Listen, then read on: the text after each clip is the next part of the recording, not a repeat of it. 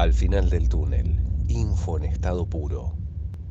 Y estoy con un tipo al que yo amo profundamente. Se puede decir, con esto de la diversidad y las cuestiones, yo tengo que ser honesto. Yo a este tipo lo amo. Pero lo amo como persona, lo amo como intelectualmente, lo amo como ser integral. Es fiscal, se llama Federico Delgado, y tengo el orgullo de llamarlo amigo. ¿Cómo anda, Federico? ¿Cómo va? Jorge, gracias por tus palabras. Yo también tengo un afecto singular por vos. Muy bien, muchas gracias y contento de estar compartiendo con vos un rato, una conversación al aire. Mirá los quilombos que hicimos, Fede. ¿Eh? Empezamos con nada y hoy tenemos muchos lugares que gracias a Dios nos tienen en cuenta y se pudo lograr la inclusión real. Digo esto porque mucho se habla de las cosas que no se pueden cambiar y mira lo que hicimos, Federico, con nada. Trabajando, conversando, simplemente con el esfuerzo, con la pasión, ¿no? Se pueden hacer cosas increíbles. Con la lógica, Fede, perdón si te ofendo, yo lo quiero mucho y le tengo confianza con él. Con la Está muy lógica, bien. Fede. Sí, Fuimos lógicos, fuimos racionales y acá estamos. Pero sin gritos, sin estridencia, sin tanto quilombo por la galería. Federico, ¿estoy tan equivocado o eso se podría no, hacer en la justicia también? yo creo igual que vos, hoy me parece que las cosas empiezan por el principio, con trabajo, con responsabilidad, estudiando, sin gritar, reflexionando, conversando. Me parece que ese es el camino. Es un poco más largo a veces y más silencioso, pero es más seguro. Y también es más duradero. Fede, ¿cuánto duran las estridencias? No quiero meterte en ninguna cuestión política porque no puedo meterte ahí por tu laburo. Pero ¿cuánto dura la estridencia? ¿Cuánto dura? De un lado y del otro, ¿eh? De un lado y del otro. No estoy haciendo definiciones partidarias. Digo, me parece que si bajáramos dos tonos de todos lados, la cosa se podría hacer por lo menos más razonable. Sí, es como que la vida pública nuestra es como Año Nuevo, Navidad, que la gente tira fuegos artificiales y iluminan un ratito hasta que se agotan. Y después otro tira otro fuego y se agota, pero no te deja nada más que eso, que esa imagen. Y nuestra vida pública para mí también coincido, está llena de mucho ruido, mucha estridencia, mucha discusión. Yo digo discusiones bobas, que son vacías de contenido, que no le mejoran la vida a nadie, que ni siquiera al que por ahí le da un poco más de visibilidad o consigue 3 o 4 likes más o 5 seguidores más. Me parece que eso no, en el mediano plazo, no le sirve ni siquiera al que disfruta de esas pequeñas recompensas y O, nos hunde a todos un poquito más. o algunos votos más, Fede, también, ¿eh? O algunos votos. Sí, votos, tal cual, tenés Hay razón. gente de ambos lados que usa la estridencia para Sí, conseguir votos. sí, sí, yo creo que es como un vicio. Me parece, por eso digo, nuestra vida pública en general, más allá de cualquier ismo, es como un hábito que lamentablemente habita nuestra vida pública y que la hace tan pobre, ¿no? Porque mientras el mundo discute qué hacer con la pandemia, qué hacer con la guerra de Ucrania, qué hacer con un mundo que cada vez más injusto y más cruel, nosotros seguimos enganchados en cosas que la verdad, le interesan a muy, pero muy pocas personas. O aunque le interesen a mucha gente, capaz que no es la manera de comunicarlas. Yo creo que no les interesa porque no las entienden, no porque sean poco interesantes. Digo, No, total.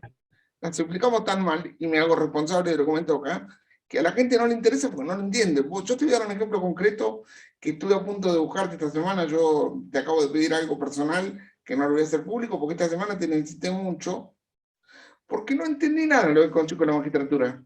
Van a hacer una elección, que no es elección, que puede ser, que no puede, no entendí nada, no entiendo nada. Todavía me decís, ¿qué pasa en el Consejo de la Magistratura? No entiendo, ¿me lo puedes explicar? Sí, tengo un minuto para hacerlo del Lo principio. que quieras, me tenés una hora. No, el tema es así. Siempre es un problema para todos los países cómo hacer para elegir jueces. Argentina, hasta 1994, el presidente de la nación elegía a cualquier abogado, mandaba esa nominación al Congreso y si el Congreso le daba el ok, ese tipo era juez. Como eso se prestaba a muchas manipulaciones, había sospechas, cuando se reformó la Constitución Nacional, Alfonsín trajo una idea que importó desde España y dijo, no, acá lo que hay que hacer es crear un cuerpo de expertos para que no sean los amigos los jueces, sino los mejores, que los tipos hagan un concurso y que como resultado de ese concurso los mejores lleguen a jueces. Eso empezó a caminar allá por el año 98, 2000. Ahora, visto en perspectiva, no tuvo resultados demasiado buenos porque en general las cosas no cambiaron. Ahora, ¿por Entonces, qué no allá cambiaron? Porque quiero entender. Ahí vamos, ¿Por qué no cambiaron? ¿Por qué no cambiaron? Si supuestamente eran los mejores y lo elegían por no concurso. cambiaron porque una cosa es pensar abstractamente en un concurso y otra cosa es leer cómo se hacen los concursos. A ver, explícame, ¿podés? Claro. O es privado. Los concursos tienen 3 momentos. En una presentás tu carpeta de antecedentes, que es un número, tenés un puntaje de 1 a 100. En otra das un examen, tenés un puntaje de 1 a 100. Hasta ahí estamos fenómeno. El que más puntos tiene es el mejor, ¿estamos de acuerdo? Perfecto, hasta ahí estamos bien. Pero agregaron un tercer requisito acá, en la Argentina. Ese tercer requisito es que además de tu carpeta y además de el examen, vos tenés una entrevista previa con el jurado que te va a elegir. Esa entrevista previa, los jurados la califican sin ningún tipo de parámetro. Con lo cual, vos o yo podemos sacarnos un 1 o un 10 y nadie sabe bien por qué. Con lo cual, a lo mejor yo me saqué 4 en el examen y en mis antecedentes, vos sacaste 8 y 8, pero a vos te ponen un 0 en la entrevista previa y ahí me ponen un 10. Con lo cual era un mecanismo para que se siga a veces colando esa práctica de poner amigos y no los mejores. Es lo mismo, o sea, pero pará, ¿esto del 94 también o lo hicieron después? Esto lo hicieron en el 98, 99. Pero además de eso... Ya estaba Menem, digamos, en esa época. Cuando pusieron lo de la entrevista, estaba Menem ya. Estaba Menem, estaba De la Rúa, estuvieron los dos Kirchner y estuvo Macri. Todos convivieron con ese sistema. Sí, pero el que lo implementó fue Menem, digamos, para ponerlo claro. Sí, el que lo implementó fue Menem. Y nadie lo cambió hasta hoy, digamos. Sí, pero además de eso, había otra discusión. Porque la discusión es ¿quién integra el Consejo de la Magistratura? Bueno, ¿cuántos miembros? Muchos, pocos. Esa discusión se inició a mediados de la década del 2007-2008, porque el kirchnerismo cambió la ley, hizo que sea más chico el Consejo, era más grande. ¿Eso era bueno o malo? Te pregunto de ignorancia, no sé, ¿eh? Yo no creo que sea bueno o malo, a mí me importaba más cómo era el concurso en sí mismo, no cuántos miembros tenía. Pero mientras el concurso seguía con esa trampita que hablábamos recién, las élites políticas se peleaban por cuántos miembros tenía que tener. ¿Estamos bien hasta ahí? Sí, no le dieron nunca bola al fondo, sino a la forma, digamos. Estamos bien, exactamente. El año pasado, la Corte resolvió esa discusión sobre cuántos números tiene que tener el Consejo. Lo resolvió de un modo tal que dijo, hay que hacer una ley nueva. ¿Se entiende? Totalmente. Con lo cual, de un plumazo, borró la discusión sobre la cantidad de miembros, y si no se sabe cuántos miembros tiene que tener el Consejo, no puede haber elección de jueces, ¿se entiende? No hay más Consejo. O sea, hay que hacerlo de nuevo. O sea, a ver, queda un statu quo que en este caso le conviene a la Corte para hacer una lectura que tenga que ver un poco más con lo político. Más o menos, porque en realidad lo que queda es un vacío legal.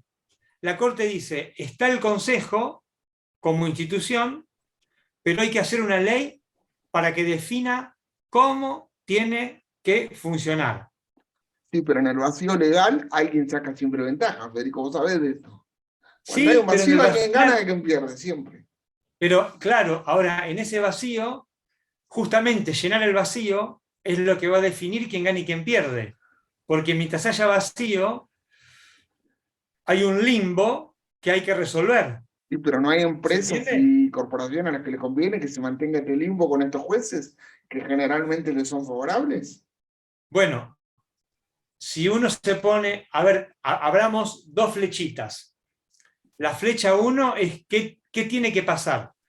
Lo que tiene que pasar es que el Congreso haga una nueva ley que diseñe el Consejo de la Magistratura y que ese nuevo Consejo haga un reglamento para nombrar jueces que sea mejor que el anterior. Vamos a la otra flecha. ¿A quién le conviene el limbo? Y el limbo le conviene a los que les conviene siempre. Digamos, las corporaciones que han logrado durante esas últimas décadas, 40 años, si querés por ponerle un nombre, han logrado que el brazo de la ley no alcance al lavado de dinero, a la evasión impositiva, al narcotráfico o a la corrupción, son las que de alguna manera indirecta o no tan indirecta se van a seguir beneficiando, entre comillas, con este statu quo, porque si no hay consejo, no hay nuevos jueces y tampoco hay forma de revisar el trabajo de los que están actualmente trabajando de jueces. En este vacío Repetime la enumeración. Dijiste narcotráfico, lavado, ¿cómo era? Pensá, narcotráfico, lavado de dinero, evasión impositiva, corrupción, son los grandes crímenes de cuello blanco, digamos, que generan mucho dinero, en corrupción el entra la contrabando. política, ¿no? En corrupción entra la política también. Y la política entra en la corrupción seguro, y a lo mejor también alguno más. ¡Epa! Digamos, ¡Estás bravo, Ricardo! porque a mí me parece que lo que hay que pensar es eso. Está bueno lo que vos proponés, porque en vez de enroscarnos en la discusión si tiene que haber 10 consejeros, 15 consejeros, 50 consejeros, estás pensando en quién es el que se beneficia de un vacío legal. Y como bien decís vos, siempre alguien se beneficia con una situación. En este caso, mientras no haya una nueva legislación, claramente lo que va a seguir existiendo es el statu quo. Uno puede pensar esperanzadoramente como ciudadano que el Congreso tiene una oportunidad magnífica, en serio, de empezar a hacer una reforma judicial de verdad. ¿Pero por qué de verdad? Porque tiene la posibilidad de hacer un consejo que pueda hacer dos cosas básicas. La primera es diseñar concursos para que no haya espacio para que se cuele el amiguismo, la afinidad ideológica, todo lo que está mal. Y lo segundo que puede hacer es de verdad diseñar mecanismos para que los jueces tengan que rendir cuentas, no solo cuando entran o cuando los van a echar, sino mientras cumplen con su trabajo. Entonces me parece que la oportunidad que los legisladores tienen es fantástica. Ahora veremos cómo resulta. No, veremos cómo resulta, quiere decir, tendrán la voluntad. Yo ya te contesto que no, porque no les conviene por la cantidad de causas que hay de todos lados, digo, dando vueltas. Hay mucha gente muy complicada últimamente, sin ponerlo en ningún lugar partidario, ¿eh? Hablando de justicia y de lo que la justicia resuelve y de lo que no. Algunas causas son un poco más claras, otras son bastante impresentables. Yo no soy abogado, pero algo, teniendo amigos como vos, algo de esto aprendí. Y algunas son bastante impresentables, otras están demoradas de forma inexplicable. Y sin embargo, la justicia sigue moviendo estructuras para que no pase nada. Por eso te decía, el vacío les conviene. Pero claro, porque lo que conviene es esto, es seguir fabricando impunidad. ¿Cómo le dimos a ese libro? Anduvo bien, ¿eh? Anduvo bien el libro al final, ¿eh? Y anduvo bien. Pero me parece a mí que más allá de la autorreferencia, así para jugar un poco... Primero el chivo. Primero la autorreferencia y primero el chivo. No, Hagamos Guido, las cosas bien, Ricardo. Ya que tenemos televisión y radio, vamos a decir el nombre para la gente que está en la radio, para que lo escuchen también. Ahí está. El nombre República es de la Impunidad. República de la Impunidad, Federico Delgado. ¿Dónde lo encuentro? En cualquier librería o por internet, por Mercado Libre. Por algún Pero me mercado parece liberal. Exacto, pero lo interesante, Jorge, me parece a mí pensar, es que, como decís vos, ¿a quién beneficia? Porque la justicia es mala también para la persona que pierde el trabajo arbitrariamente y no puede conseguir su indemnización. Es mala para el jubilado que el ANSES le paga mal y quiere que le pague bien. Es mala para el tipo que choca el auto y el seguro no le cubre. Digamos, es mala para casi todas las personas. Sin embargo, el sistema persiste, se prolonga en el tiempo, el statu quo, como decís vos. Entonces, evidentemente, ahí lo que hay que pensar es quién gana. Y uno, para pensar quién gana, me parece, mi hipótesis es que en la Argentina el poder político requiere una cuota de impunidad para funcionar. Y la justicia es la que asigna esa cuota de impunidad. Pero como decís vos, olvídate de este lado o el otro lado. En general pasa eso. Entonces me parece que lo interesante es descomponer todo eso justamente para diseñar estructuras nuevas que dejen de fabricar impunidad y empiecen a fabricar de verdad una aplicación de la ley razonablemente justa. No solo para los delitos que enumerábamos nosotros recién, sino también para las personas, para el hombre de a pie, porque en algún punto que la mitad de los argentinos sea pobre o esté bajo la línea de pobreza, también tiene que ver con que hubo un Estado que no pudo cobrar bien impuestos porque hubo gente que los evadió, porque hubo un Estado que permitió que a través de la corrupción mucha gente robe plata, porque esos recursos que hacen que la Argentina no pueda desarrollarse, en parte, no todo, pero en parte, se explican por la ineficacia también de la justicia. Digamos, para mí es crudo decirlo, pues soy parte de eso, pero sería necio negarlo. Acá hay un punto que yo te voy a agregar yo y estoy para sumarte datos y meterte en más quilombo todavía. La política necesita una cuota de impunidad que le dé a la justicia, como acaba de decir, sin duda alguna. Eso no hay duda alguna. Pero también cierto nivel empresario necesita una cuota de impunidad que también le otorga a la justicia. O sea, claro, ninguno de los temas que tratamos de que empezamos están exentos, ni los políticos ni el equipo empresarial. Claro, vos fíjate que yo no hablo de los políticos, digo el esquema de poder. Y el esquema de poder lo integra el sector público y el sector privado. Las grandes élites político-económicas de la Argentina. Digamos, porque si no es muy fácil caerle a los políticos, digamos que una cuota de responsabilidad alta tienen, pero también hay gente que se beneficia de esto y también que básicamente son algunas de las élites empresarias. Eso hay que tenerlo claro también, porque cuando los grupos económicos se van en impuestos, cuando hay contrabando, cuando hay elusión impositiva, digamos, esos recursos no es que quedan tirados en el mar o en el río, esos recursos van a algún lugar y ese lugar no es el tesoro público. Cuando hay lobby, piensa que en Argentina está prohibido, existe y pasa. No me digan que no pasa porque pasa. Claro. El lobby empresarial está prohibido, la justicia argentina no lo permite, lo quiera, pero que existe y que pasa todos los días, pasa, muchachos. Absolutamente.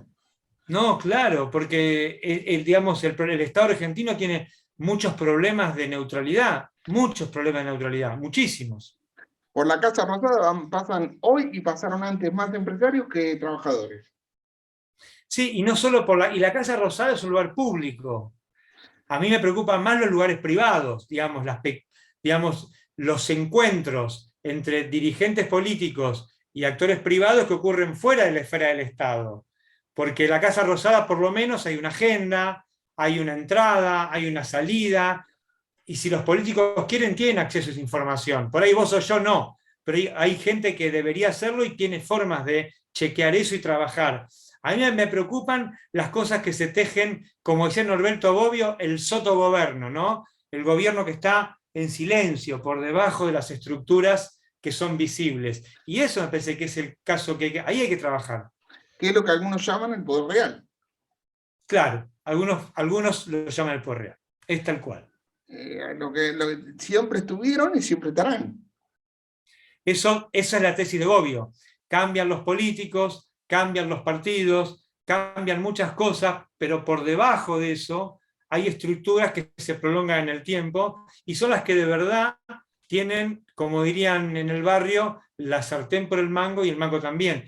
Pero esas son cosas que no es que caen del cielo, que digamos, son formatos del poder que de algún modo la sociedad tolera, se acostumbra o que no puede ver, digamos, pero el trabajo para los ciudadanos es también, y de estas conversaciones es eso, ¿no? Es llamar la atención para ver cómo se puede hacer para pensar en cambiar esas cosas, en cambiarlas así, hablando, reflexionando, teniendo ideas. Al final del túnel. ¿Una vez te apuraron fuerte por decir las cosas que decís? No, no directamente. Después te van pasando cosas en la vida que nunca tenés pruebas para decir esta consecuencia responde a estas causas. Pero vos sabés que sí. Nunca abiertamente, uno tiene un montón de sospechas que no la puedes decir porque no tenés pruebas. Y si la decís sin pruebas, además tenés otro problema. Te pregunto, te llevo un tema muy distinto y muy disímil. Si querés me lo contestás, sí o no. ¿La justicia es inclusiva? Yo te diría que la justicia, por definición, era el lugar menos inclusivo que había de los que yo conocía en nuestro país. De hecho, hasta yo en algún tiempo me dediqué a trabajar eso, cómo mira, fue no sabía. cambiando, Te juro que no sabía. cómo fue cambiando la cabeza de los jueces frente a los fenómenos de la inclusión. Yo diría que en los últimos 10 años ha habido unos avances tremendos. Se ha humanizado mucho, la justicia era muy inhumana, se ha humanizado muchísimo, pero muchísimo. Yo siempre recuerdo que yo era muy joven, en 1995, el juez Jorge Ballestero tenía una persona detenida que tenía SIDA, pero en estado terminal. ¿Viste? No había los medicamentos de ahora, en estado terminal. Y era una chica muy joven, que tendría 20 y pico de años, que le pide permiso para morir en la casa. Y el juez agarra el código de procedimiento y no tenía ninguna forma de resolver eso. Y el tipo resuelve y dice, me parece que lo más humano es que esta persona, esta chica, cumpla bajo su arresto el tiempo que le queda de vida o en su casa. Y al tipo casi le cuesta el cargo, porque había humanizado el proceso penal. Después de eso empezaron a pasar, felizmente eso generó un montón de discusiones adentro, y hoy en día no digo que es un lugar inclusivo, pero es un lugar mucho menos expulsivo de lo que era hace 10 años. Ahí la verdad que hay un trabajo muy, muy silencioso que han hecho los gremios, un trabajo muy silencioso que han hecho algunos militantes sociales y que ha democratizado puertas adentro el funcionamiento de la justicia. Te voy a hacer una pregunta jodida. Me la contestás hasta donde puedas. ¿Te sentís más fiscal que ciudadano o más ciudadano que fiscal? No, yo soy un ciudadano que trabaja de fiscal. Claramente más ciudadano. Bueno, sabés que dentro de tu profesión es al revés generalmente, ¿no? Bueno, porque me parece que es otro problema, ¿no? Apropiarse de los trabajos. Que eso pasa también, el otro día, eso pasa en cualquier empresa, en cualquier laburo. El tipo que tiene mucha antigüedad es el que se apropia de un escritorio, de una oficina, de un teléfono, de una taza para servir el café. Cuando pasa en el Estado es más grave aún, porque son cosas públicas, que son cosas de todos. Pero sí, yo trato de tener siempre bien alerta las antenas para no caer en confusiones. Y yo soy una persona que trabaja en una función pública, que quiere decir que trabajás para los demás y en un espacio que no es mío, que es de la sociedad, y que me paga un salario para eso. No voy a nombrar a nadie para no comprometerte a vos. Se me vienen varios a la cabeza, pero bueno, no voy a nombrar a ninguno para no meterte en el quilombo. Ahora, vos viste, como vi yo, varias personas que son fiscales igual que vos, o incluso de menor rango, que se les subió tan arriba el cargo y el poder que te da la justicia, que llegaron a creer. Mirá, en un libro anterior a República en la Impunidad, que se llama Injusticia, que yo cuento desde adentro cómo se vive la injusticia, yo narro la historia sin poner nombres de algunos amigos míos que entraron como yo a tribunales, como simples estudiantes, como meritorios desde abajo, que fueron ascendiendo y que en algún momento de la vida hasta cambiaron, no solo cambiaron de amigos, cambiaron de espacio, cambiaron de todo, sino que hasta cambiaron la forma de caminar. Y yo cuento cómo en tribunales vos podés ver los que son empleados caminan rápido, cuando ya van subiendo, caminan más despacito, y cuando ya llegan al nivel más alto en la carrera judicial, apenas se mueven por los pasillos, como que el tiempo no corre, no miran para los costados, y eso tiene que ver con cómo el lenguaje corporal va cambiando cuando se te sube el cargo a la cabeza. Porque no tenés más a dónde llegar. Ya llegaste, no tenés más a dónde ir.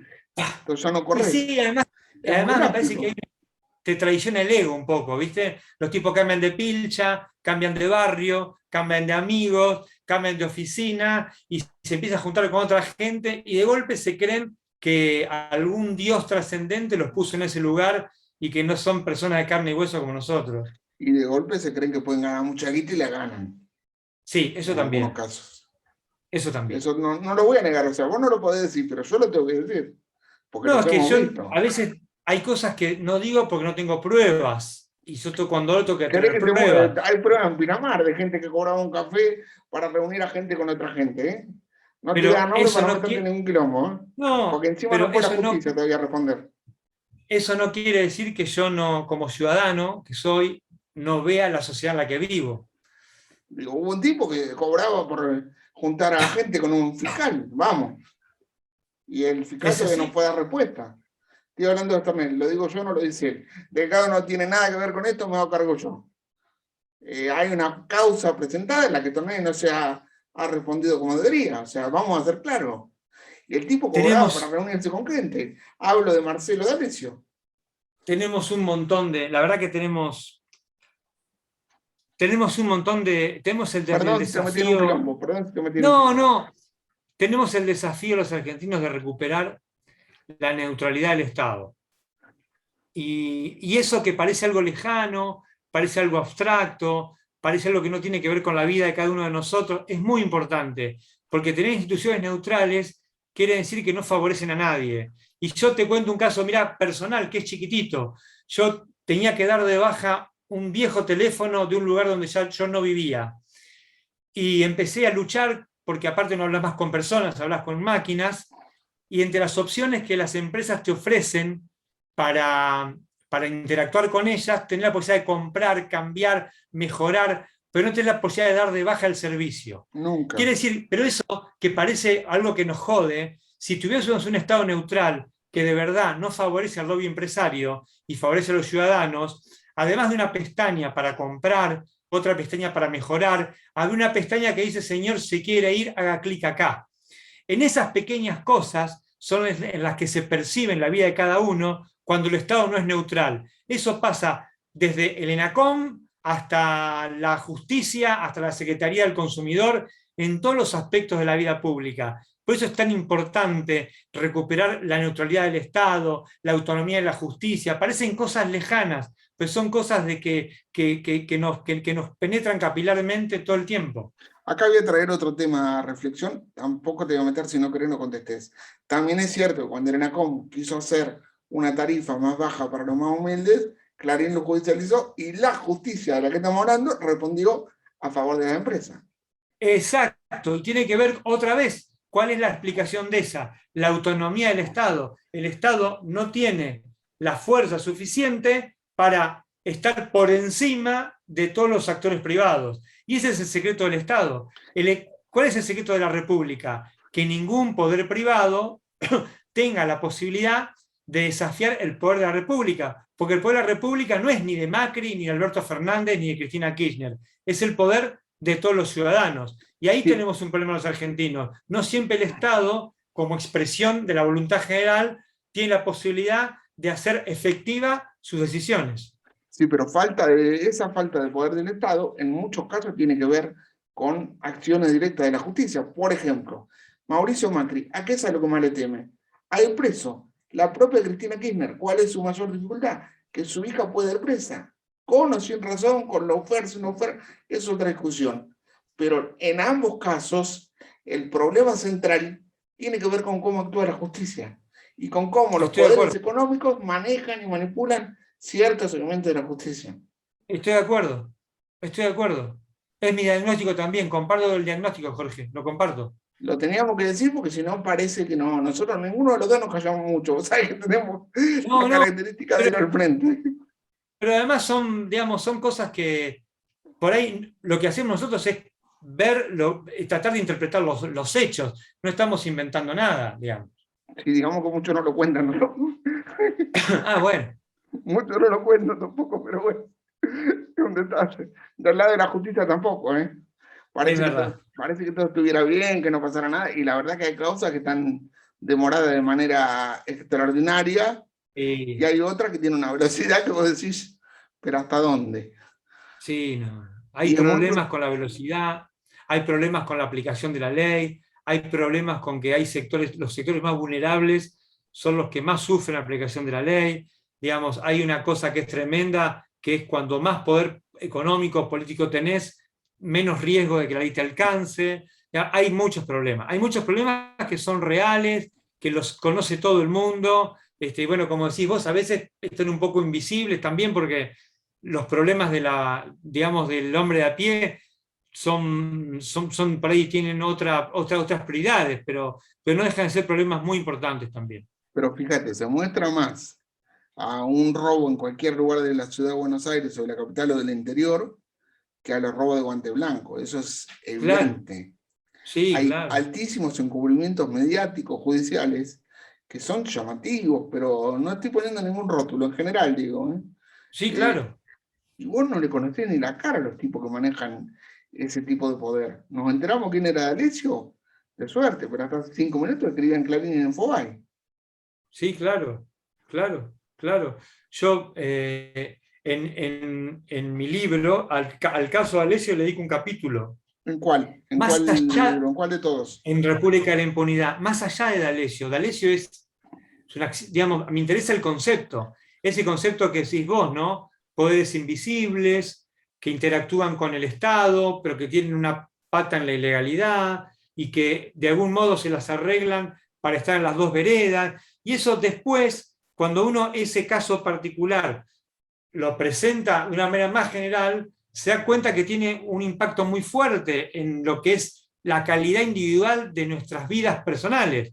Digamos, pero hasta que no logremos linkear que esas cosas que parecen tan lejanas definen lo que es muy cercano, estamos jorobados. Pero me parece que de eso va esto, ¿no? De conversar, de tratar de explicar, sin pretender tener la verdad revelada, sino simplemente de plantear un punto de vista. ¿Cómo está el lawfare hoy en Argentina? ¿Existe todavía? Y el lawfare en Argentina existe hace muchísimos años.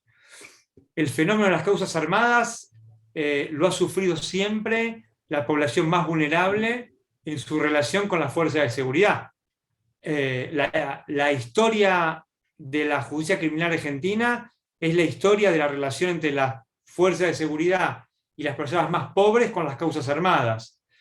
Eso se ha ido sofisticando con el paso del tiempo, y como tantas cosas públicas que han sido apropiadas por poderes privados, la ley también ha sido apropiada a veces por digamos, coaliciones entre sectores públicos y privados. Y eso hace que la ley pase de ser un mecanismo para resolver conflictos para convertirse en un arma para hacer daño o para, digamos, para inventar un inocente donde hay un culpable o para inventar un culpable donde hay un inocente. Y entonces eso, digamos, que ha sido un largo proceso construirlo, desarmar toda esa maquinaria, va a costar mucho tiempo. Y no tiene que ver solamente con una cuestión de hombres dentro y fuera de la justicia. Hay una cultura política que se acostumbró a que entre los insumos que tiene para resolver sus problemas se encuentran algunos sectores de la justicia. Una causa judicial puede ser un medio que vos podés usar para resolver un problema puntual en la arena pública. Y eso es un problema cultural tremendo. Entonces va a llevar mucho tiempo y requiere mucha responsabilidad, mucho trabajo, mucho sacrificio de muchas personas que sean muy leales a la Constitución y que tengan incentivos para ser leales, para que esas prácticas dejen de producirse. No va a ser un día para otro. Hay quien dice, este gobierno no le tocó una tuerca al sistema de lawfare que tenía Macri. ¿Esto es cierto o mentira? Y este gobierno tuvo, a juzgar por su desempeño institucional, tuvo un intento allá por el 2020 de hacer una reforma judicial que no prosperó, que perdió estado parlamentario. Ya desde ese punto de vista me parece que no, ahí hay una prolongación de statu quo. Lo que sí ha hecho este gobierno, que es muy importante, que fue al principio de esta gestión, fue prohibir que los agentes de inteligencia trabajen como auxiliares de los jueces. Antes, los jueces podían pedirle a los agentes de inteligencia que los ayuden a descubrir delitos. Y eso era un puente a partir del cual se producían cosas espantosas, porque los servicios de inteligencia están pensados para trabajar fuera de la ley, y el lenguaje de los jueces es el de la ley. Esa decisión, ese puente se cortó. Y eso me parece una regla por ahí muy menor, que no tiene mucho título de diario, pero que tiene un efecto muy importante para cortar con un vaso comunicante que había entre sectores de la justicia y sectores de los servicios de inteligencia. Eso me parece algo muy importante. ¿Se cortó de verdad o laburan por izquierda igual? Si laburan por izquierda ya es todo ilegal, pero antes podían hacer como que era legal y a partir de ese como que hacer cosas ilegales. Con la excusa, había una posibilidad legal de que ingresen en la justicia los agentes de inteligencia. Ahora no hay más chance legal. Quiere decir que si ingresan ya está todo viciado. Eso es muchísimo, porque lo que está viciado no se puede usar. Es como una manzana podrida, tenés que sacarla del cajón. Es muy importante. No es muy visible, pero es muy importante. Te pregunto como abogado, me contestás si podés. ¿Macri tiene riesgo de ir preso? No lo sé, porque primero habría, para ser responsable, habría que ver causa por causa, de verdad, pero de verdad, qué pruebas hay y qué pruebas no hay, y qué defensas hay y cómo termina ese contrapunto. Eso es lo primero. La verdad, cualquiera de nosotros puede dar percepciones por los diarios, pero como vos bien decís vos, los medios de comunicación también te cuentan la realidad según cómo la ven. Yo creo que lo que mejor nos puede pasar en el caso de Macri, en el caso de Cristina, en el caso antes de Néstor Kirchner, que no pasó porque murió, como pasó en el caso de Menem, que tardó demasiado, pero lo mejor que nos puede pasar es que si hay sospechas, haya juicios rápidos y que todos podamos ver si figuras muy importantes de la vida pública fueron culpables o no, porque lo peor para todos nosotros es convivir con la sospecha permanente, porque a veces es fundada y a veces es infundada, pero nunca podemos saberlo si no hay una palabra judicial que en un plazo rápido diga blanco o negro. Bueno, Federico, ¿qué no te pregunté para cerrar? No, me has preguntado de todo. Decime y estoy muy contento. ¿Qué no te pregunté? ¿Qué querés contar? Cerrá como vos quieras. No, estoy muy contento. La evolución de tu trabajo me pone muy contento. Invito a la gente que te está descubriendo ahora que te siga mirando, porque lo que va a encontrar es pluralidad, seriedad y trabajo. Repito, pluralidad, seriedad y trabajo. Tres cosas que deberían ser muy comunes, pero que lamentablemente no lo son, pero no tenemos que permitir a los argentinos que no sea parte de nuestro sentido común, que la gente trabaje de manera seria y plural. Lo dije fuera del aire, pero te lo voy a decir al aire, no tiene nada de malo. No hubiéramos estado acá si vos no hubieras sido parte tan importante como fuiste. Estoy feliz de que la justicia tenga alguna luz de esperanza. Yo no soy de los más esperanzados en esta justicia, pero creo que por algún lugar hay que empezar. Sí creo y coincido con vos que los intentos de gobierno estuvieron. Me parece que por ahí no se puso toda la fortaleza que se debió poner. Vino la pandemia, un montón de kilómetros en el medio, pero después, cuando estábamos saliendo, no se retomó el tema. Me parece que ahí desde lo político se ha cometido un error que se va a pagar no a largo plazo, a corto plazo. Es una humilde opinión antes de cerrar. Gracias por estar, Fede, te quiero mucho. Gracias, felicitaciones, un abrazo enorme. Un placer como siempre. Sabés que sos nuestra referencia en temas de justicia, de esta justicia, de la balanza. Esa es la última pregunta, pastor. La balanza de la justicia, ¿está pareja? No, ya está claro. ¿Y para qué lado tira? Ese es el tema, depende del peso. ¿De qué peso hablamos? ¿Del peso de la balanza? ¿Del peso? No, Estamos en radio. del peso de la balanza, Del de peso la de la unidad de balanza. medida. De Del la fiel de unidad la de medida. balanza. De la unidad de medida. ¿Y es ciega la justicia? Bueno, un libro mío se llama Injusticia, ¿no?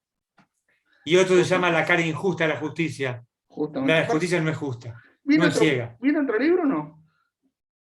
Estamos pensando, vamos a ver, estamos pensando. ¿Para cuándo, joven? Diría mi abuela. No, estamos pensando.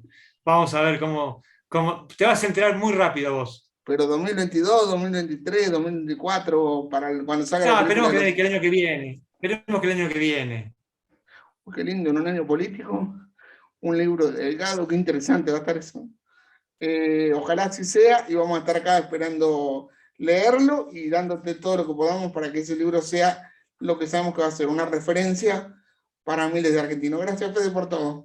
Abrazo. A vos. Abrazo enorme.